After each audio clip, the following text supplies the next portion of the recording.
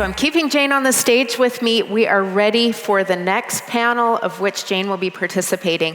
We're going to take a deep dive into space exploration.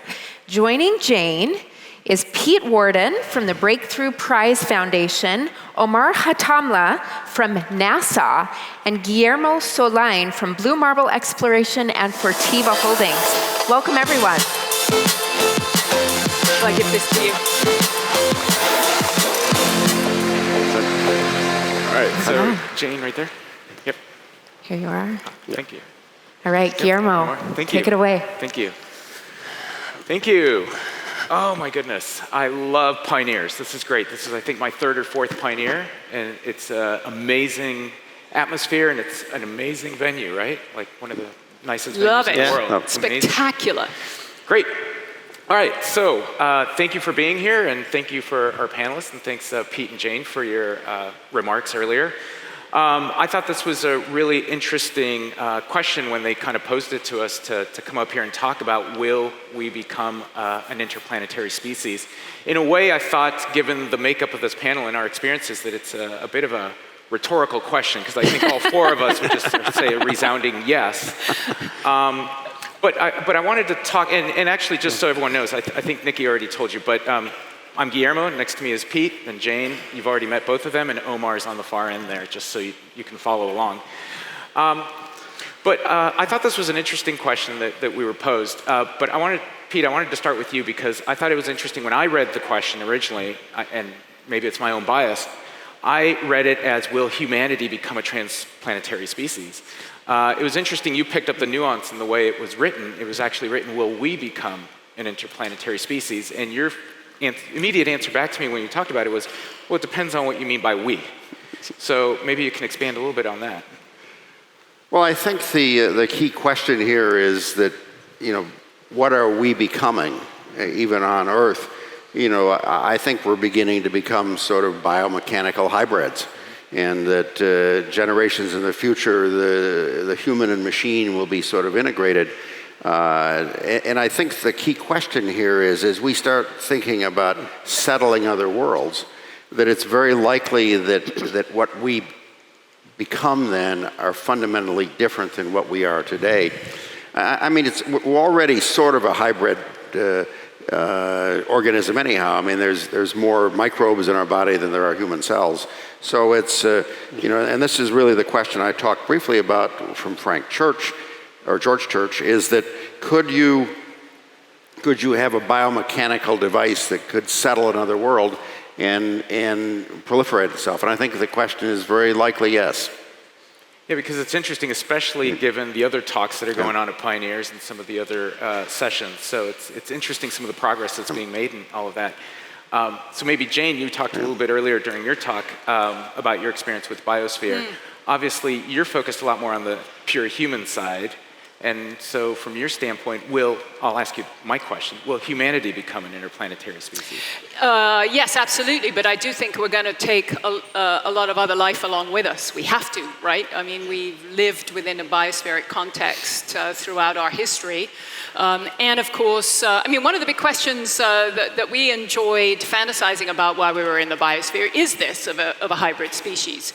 Even when you think about how we move beyond the surface of the planet, it has to be with technology. We can't go any other way. So depending on how you define a hybrid species, we have to take technology and we have to take other life. And yes, we most certainly are going to be a transplanetary species. I thought we'd be on Mars by now, I will just say. I think all of us did, yeah. So Omar, you dual hat. You've got your role at NASA and then also at the International Space University at Strasbourg. You work on both sides of this stuff, right? Like, what are you seeing coming up in the next 10, 15, 20 years? Well, first, I would like to step back a little bit and see the evolution, how we've gotten to today, for example. If you go back several decades away, we were just spacefaring nations, just looking individually into how to tackle and go into different planets. And then we became more of a collaborative approach, and like what we did with the space station.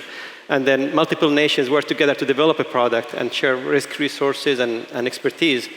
For example, a space station is one of the building blocks and stepping stones. I think it's going to enable us to become more successful at exploring the different planets. We're learning so much every day. We're understanding the effects of microgravity on humans in terms of effects on bone, on muscles, on immunity, on vision. So we're learning a lot of these challenges, and we're learning how to tackle these challenges to enable us to go to different planets. And the third dimension, I think, which is very important, it's happening recently now, is the combination and the synergy that's happening between government, industry, and startup world, right? So basically, they're leveraging on the expertise, on the technologies that have developed and through decades, and using the interesting aspect of the startup world, which is having a little bit more risk, being more innovative, and together we're creating a synergy. I think it's going to giving us a different dimension to be able to get us there much faster. And obviously, education is very important. Technology. So nowadays, for example, the space station, the International Space University, the whole program is about interdisciplinarity. So, for example, right now people are engineers, they do engineers, or business people do business. So we're looking at it from a different approach where everybody has to know all the connotation, all the aspects that have to do with space exploration, and giving them all this interesting knowledge to enable them to become much more successful. Yeah, that's interesting, and I want to stay with you for a second, but quick pause. Wanted to remind the audience, we're not going to really have a Q&A session afterwards, and I think Chris and Nikki mentioned to you Slido, so I've got a tablet here. If you have any questions, they'll pop up here or on the monitor here, so just kind of let me know. So Omar, let's stick with you for a little bit about all these different interdisciplinary approaches, and what kind of mechanisms have you seen for trying to pull these different programs together? Well, look at it, for example. Nowadays, the best way to tackle things is not being in a silo, in a company or a government agency or corporation or academia. I think it's more of an ecosystem, right? I think government, academia, and industry should work hand in hand to develop all these kind of things. And oftentimes people ask me, what is the most interesting or innovative technology that has been developed? And nowadays it doesn't exist, because there is no single industry that's applied or applicable to one industry. It all spans across the board.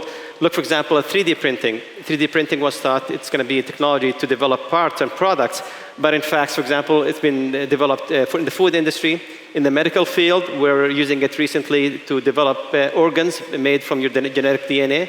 It's being used in the manufacturing, in the construction industry, in the clothing industry.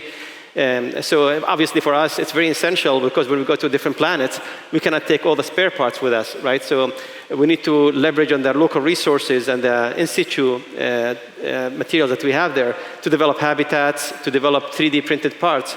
That is going to be the only way to be able to live in these environments, because it's going to be very expensive, very costly, and difficult to carry all these resources and spares with us to all these vast distances that we need to travel. Yeah, and I like that. The phrasing of it is an ecosystem, right? Of bringing all these different places together. And I thought it was interesting as we kind of put the panel together that at least our current roles, we've all had different backgrounds, right? But Omar, you're currently government and academia. Yes. Jane, you're private sector. Pete, you're on the nonprofit side.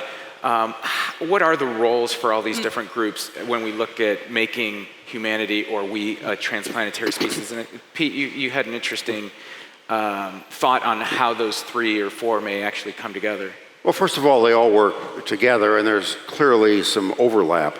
But to my mind, the philanthropic investment is the really high risk but high payoff thing. When we started one of our projects, which was Breakthrough Listen, which was look for an alien signal, our principal sponsor asked us what we thought the percentage likelihood of success was. And we had a bunch of optimists, scientists, and most of us said about 1%. And he said 10 to the minus fifth. And I got to thinking, I'd worked for the government a lot, for decades. If I'd have gone to the government and said I want $100 million for something that the experts think at best is a 1% chance of success, I think I'd have been thrown out of my ear. On the other hand, this is the kind of research, if we found an alien signal, it may be the discovery of all time. So I think the early stage, very high risk but very high payoff investments are philanthropic, which then goes to the government to begin to develop sort of the technology, and then the private sector can really make applications, at least in my opinion. Yeah, interesting. Yeah. And Jane, you've had experience with with both sides of this as well, right? Yeah, I mean, I think what we're seeing with some of the government missions to asteroids is a perfect example of where the government is taking on that super pointy end of the stick, going out there and doing things that industry couldn't possibly afford to do. They're validating, they're really bushwhacking. They're charting a new course for us as industry. In this particular instance, they're going to get samples of the material from these asteroids so that we can actually validate what's there. We think we know what's there, but let's go really see what's there. We've already got several companies that are looking at asteroid mining. So having the government actually bring back samples and help them in some regards validate their business model is incredibly valuable. I mean, that's a perfect example of where I think it really works. Yeah. Omar, let me shift topics a little bit with you. You brought it up a little bit. I also thought it was interesting that they basically we basically put 4 Americans up here. Okay, a Brit living in the U.S., but basically we've got a very U.S.-centric focus, but we're speaking to a European audience sitting in Austria. One of the things that I've found fascinating over the last 15 years, especially over the last 5 years within space, is the mass globalization of everything that we've been doing. And I think one or both of you mentioned it during your talks. You've got a role at NASA, but also at the International Space University. Like, what have you seen as far as progress from companies, nonprofits, governments throughout the world getting involved with this kind of work? Yeah, that's a very interesting question. But before we do that, I just wanted to give you where the state of technology is today, for example. Do you know that 90% of all the scientists that lived on Earth are alive today? If we look, for example, at the patents in the last 20 years, we've gone completely exponential. That tells you how many people, not in a single continent, but on a global scale, are working together to develop these amazing technologies, which are the building blocks to be able to take us forward. And nowadays, I mean, I don't think anybody, a company, private, government, academia, work individually. It's completely international collaboration. We work hand in hand. We share resources, we work to mitigate the risk and develop new things. So that, like I said, the days where people work individually, these are long gone. Now it's completely an international effort, and which is a good thing, because the more diversified your team is, the more innovative it is, right? Because sometimes what we call groupthink, when we're solving problems, if we have only engineers, then you tend to think in a certain context only. If you bring people from different backgrounds, for example, with different continents, with different countries, with different ages even, the solutions and the concepts that you get are beyond your imagination. So it's very important to do it at an international level from all these benefits. There's an unimaginable amount of benefits from working and collaboratively on an international stage. Right. I can throw out a couple of stats for you. Yeah. That hints at that, I think. So there are 80 different countries now that have satellites in orbit. And last year in 2018 was the first year where US and non-US VC funding going into space startups was about roughly 50-50. Right. So, sorry, I'm looking down because, thank you, I'm getting a lot of questions on Slido, so this is great. So I'm noticing that there's a common theme, and this is actually a great set of questions. I'm going to boil it down to one question, and I don't know who wants to take this on. But the 4 of us have been working in this for a long time, and we run the risk that we're kind of in our own bubble, right? And we just kind of naturally assume that we will become a transplanetary species, or we're dedicating our lives to be doing this. And now we're coming to the point of it's technically feasible, technologically feasible. The question we always have to wrestle with, and other people wrestle with, is just because we can do it, should we do it, right? Yeah. We've got plenty of problems on our own planet to deal with. We've got a lot of evidence that we're kind of ruining our own planet. Should we really go and start ruining someone else's planet or another planet? So I guess the question is, even if we can do it, should we do it? Yeah. Pete? Well, I think this is really the fundamental question.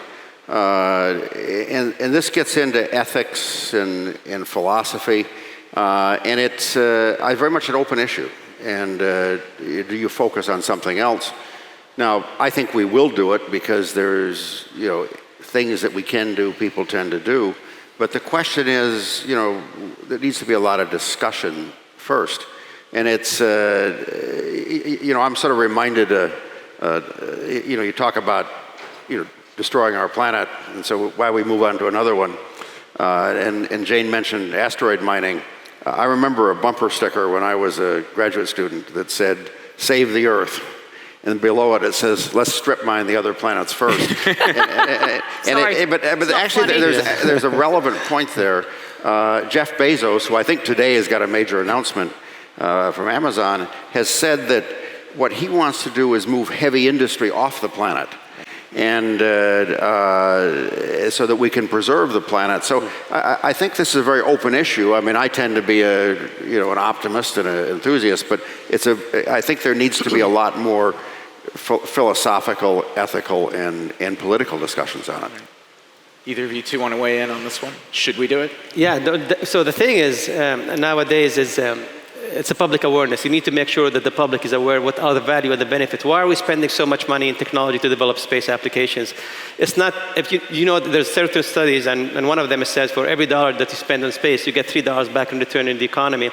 I mean, a lot of the amazing technologies and discoveries that we have come across and has helped humanity flourish have come because of the amazing investment that came into the space field. So we can go through tons and tons of examples. Every year, for example, at NASA, we have a spin-off manual or handbook that tells you that year specifically all these spin-off technologies that were intended for space that could be used to create new economies, right, and new value. But also, if you look at where we're going in the overall economic space field, it's getting close to $400 billion. And we're starting to see actually a snowball effect that nations that are not specifically in that space field wanted to retool and retweak their current infrastructure to be able to be retweak it to be able to help in space, developing space applications, and be part of this huge economical value that's being created by space. So we're starting to see more value, I think, but we definitely need to do a better job at creating better public awareness and let them understand that how the connection between what's spending in space comes back to Earth multiple folds. Yeah, I always found that interesting because you got, number one, dual-use technologies, right? So as you were mentioning, some of the technologies we have to develop to do these things out in space can also be used to solve some major problems here on Earth. The other is, I think it gives you the more and more we go off-planet and we realize how harsh that environment is, it makes us appreciate Earth even more and preserve it even more. Jane, I imagine you probably had this perspective from when you went into Biosphere 2. All of a sudden, and by the way, one of the questions that was asked was directed at you. What was one of the hardest things about being in Biosphere 2 for so long? But I imagine that being in there probably gave you a greater appreciation for Biosphere 1, right? Yes, so one of the coolest experience of being in Biosphere 2, personal experience, was that of really viscerally experiencing being part of my biosphere. You know, we drank the same water over and over again, we breathed the same oxygen, my CO2 helped the food I was growing grow, which I then ate, and so we were actually becoming visibly part sweet potato because we were all turning orange. So I mean, we were just really a part of this biosphere, which made us have a very similar outlook to that which astronauts have when they go to space. You know, when astronauts come back from going to space, nearly every one of them talks about this incredibly transformative experience of seeing the Earth from space. You know, that's why I want to take people there. That's why I so want to take people to space so that they have that experience. We had something similar to that inside Biosphere 2. So I was also involved in Inspiration Mars that was going to be, should it have actually happened, be a public-private partnership where we were going to do a flyby Mars. And one of the reasons I was so excited about that was for similar reasons. I mean, can you imagine having two ambassadors from the Earth going to Mars, being the first people looking back at Earth and seeing this little tiny pale blue dot, as Carl Sagan called it, and pointing to that and saying, look, that's where all human history, that's where all life's history as we know it has occurred. And being able to give this mirror, really shine a mirror, you know, really put up a mirror to Earth. You know, I mean, I think there's all kinds of philosophical and practical reasons that we can give about going to other places off the Earth. Certainly that's one of them. Yeah, it's interesting because Omar, you kind of talked about public outreach and education, and Jane, effectively, you were talking about the overview effect that Yes, astronauts yes, talk of about, course. right? When Yes. almost every astronaut I've talked to says the same thing. They go up into space, they look back at the Earth, and it just gives them this greater appreciation for planet Earth and our home. And everyone always says the same thing. If we could just get all world leaders up into space and look down, we'd probably eliminate all of our problems, because up there you don't see national boundaries, you don't see any of these things, you just see one planet. So let me shift gears a little bit, kind of bringing it back to the audience, and I think, Jane, you touched on this during your talk.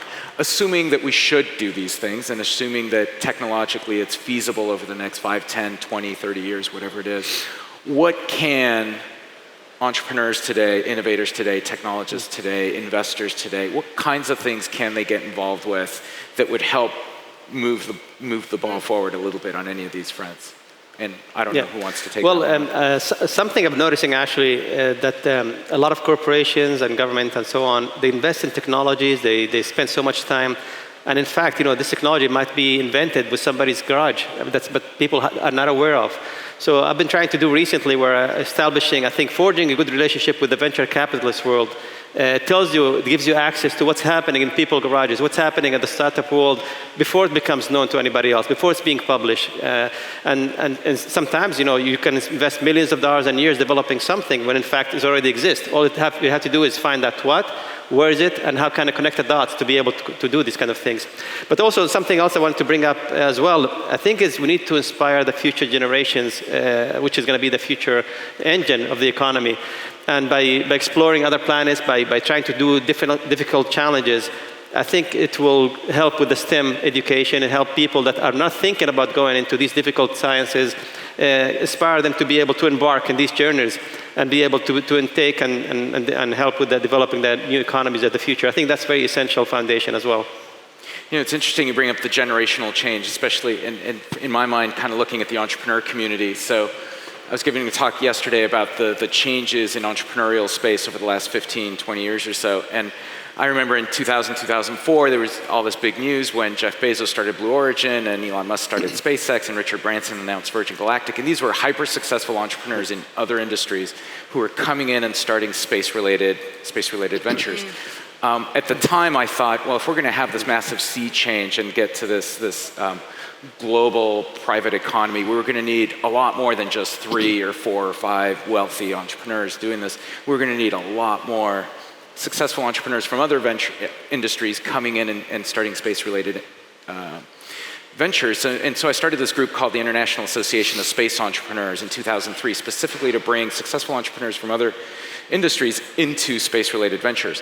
The interesting thing is, fast forward now 15 years, and I'm fascinated going around the world, finding how many entrepreneurs, young and old, are starting space-related ventures as their first venture.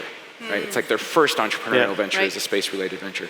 Somehow the mind shift has changed over the last decade or so, that there's enough opportunity in space-related industries, there's enough capital coming in, that it makes sense for an entrepreneur, an innovator, to start a space-related company, even as their first venture. I don't know if you've seen... Yeah, for sure. Oh, go ahead.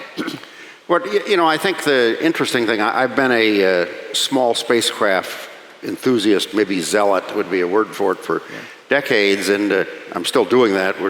But we've gone from very expensive things that were 1,000 kilograms, that cost hundreds of millions of dollars, to things that were tens of kilograms that cost a few million, down to CubeSats, these kilogram class things that cost hundreds of thousands of dollars, down to these which cost about 100. And I think that the fact that the cost of entry is now to the point where you don't need a billionaire investor to do something really cool, and that 3 folks in a garage can do something, and there's some good stories about that didn't have a lot of money. Yeah, so I'm reminded of also on top of that, which is hugely powerful. I showed the photograph of the guys at Vector carrying along a rocket. I mean, that's just a completely different way of thinking about starting a rocket company, right?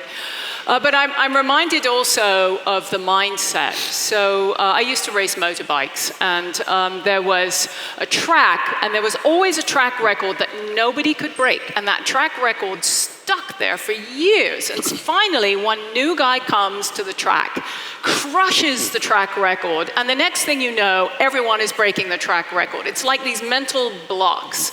And I think one of the things that's happened in the space industry, we've broken down that mental block. I mean, you're seeing these folks come in and starting they're in some cases, very successful companies out of their garage. And so that is also then allowing other people to come in with that same mindset, really bring the entrepreneurial spirit to it. So, it's super exciting. Right. And in addition, actually, to developing technologies to get us to other planets, now the second part of the equation is how to sustain life there. How do we create, for example, synthetic biology that can help us create new plants, new nutrition? How do we protect ourselves long term? But also, if we talk about interdisciplinarity, is what governance models, what rules, what laws will be available there, how people can live with each other. So there is the first challenge of getting there, but the second challenge is sustaining long viability in these planets and how that's going to look like. And by the way, can we learn from that and bring things back to Earth or not? So that's another dimension we need to explore as well. I think one of the things that's been interesting, drawing parallels to what's happened in other areas of society, is just the infrastructure that gets built up. It's kind of exponential. It builds on each other, right? Yeah. So initially, it was lowering the access to space. So you've got the Elons and the Jeffs and all that stuff. But then you've got, okay, what are we going to put up there? So now the next wave was satellite imagery and all that. So now you've got people putting up constellations of satellites. So you got more people stacked up on top of that. Then there's entrepreneurs that can come in and do something with that data that's coming down. So you had a lot of imaging startups and data startups. Very similar to what happened, let's say, with the internet. First you had the infrastructure for the internet, and then the World Wide Web, and then you had e-commerce, and then online media, and just everything gets stacked up on top of that. And it seems like every layer that gets stacked up on top of that gets exponentially bigger and bigger and bigger. Sure. And so it feels like, maybe that's why we're excited, right? Having worked on this, it feels like we're on our way, right? Is that how you're feeling too? Yeah, totally. So I love to comment back to Bezos again, Jeff Bezos. He made this great comment about when he started Amazon, the reason he could do what he did was there was this entire infrastructure. There were already, the internet was there. There was already trucks and trains and whatever that could deliver things. He had the entire infrastructure that allowed him to do this now meteorically successful company. And so as you're saying, this entire infrastructure is getting built out. New industries are going to come along that we can't even think about today that build on that. I remember 20 years ago we were talking about gas stations for satellites and vehicles in space. Well, we're getting to the point now where that's actually becoming viable from a business point of view. Before it was sort of like, oh, the government's going to pay us to have a gas station in the sky. And now it's actually, maybe people are going to want to keep their satellites up longer. So all these crazy ideas are becoming a reality and a viable business. And I think that's a perfect point to end this panel on, because for this audience in particular, right? We're excited about what's going on. We think it's viable. We know it's viable. Yeah. At least we believe we should do it. The nice thing is a lot of other people have laid a great foundation for imaginative, visionary, innovative entrepreneurs and investors like everyone in the audience. So I think the four of us would probably challenge all of you to be as creative as possible and build and build and build, and eventually we will become an interplanetary species. I want to thank Omar, Jane, and Pete for joining me on stage, and thank you for all your time and attention. Thank you. Thank you. Omar and Guillermo, thank you for joining us. Thank you. Thanks. Thank you.